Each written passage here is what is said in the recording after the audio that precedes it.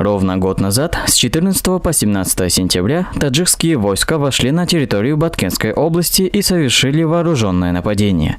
В эти кровавые дни десятки храбрых воинов погибли, защищая целостность границы.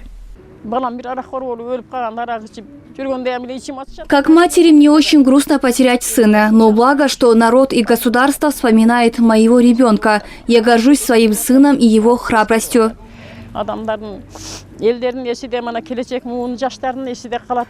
В результате вооруженного нападения Таджикистана погибли и обычные граждане. Среди них от рук врага погибла девочка по имени Мадина. На мемориале, установленном в честь погибших в трагических событиях 2021-2022 годов, Мадина изображена с 7 голубями, символом мира.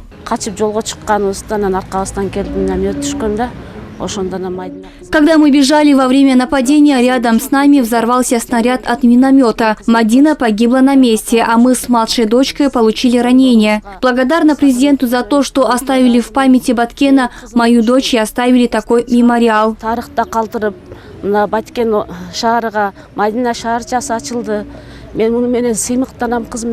В городе Баткен состоялось поминальное мероприятие в память о жертвах пограничных инцидентов в апреле 2021 года и сентябре 2022 года. Для увековечения имен жертв вооруженного конфликта был открыт мемориал.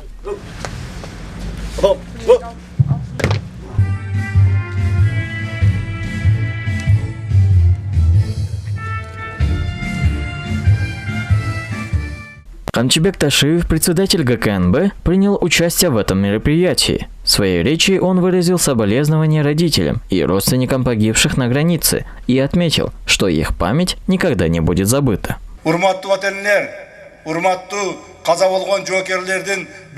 Дорогие родители, родственники и дети погибших солдатов, ваши отцы, дети и родственники погибли за государство, за его будущее. Они не зря прожили свои жизни и отдали их, защищая наше государство.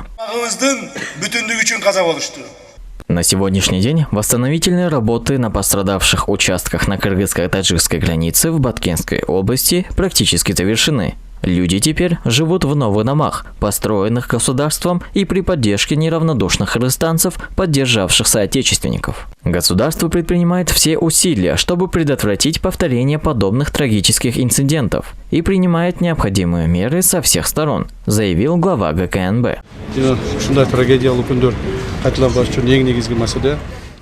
Чтобы подобные трагические инциденты не повторялись, в первую очередь должны решиться все территориальные вопросы между государствами. Мы кыргызы, народ, который всегда выступает только за мир. И мы всегда решаем такие вопросы только мирным путем. Но в то же время территориальные интересы государства мы будем защищать.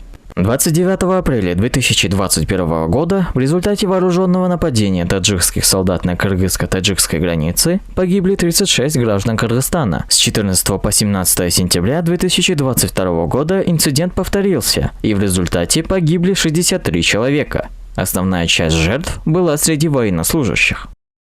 Саимых Мусаев и Ният Эргешева, Баткенская область.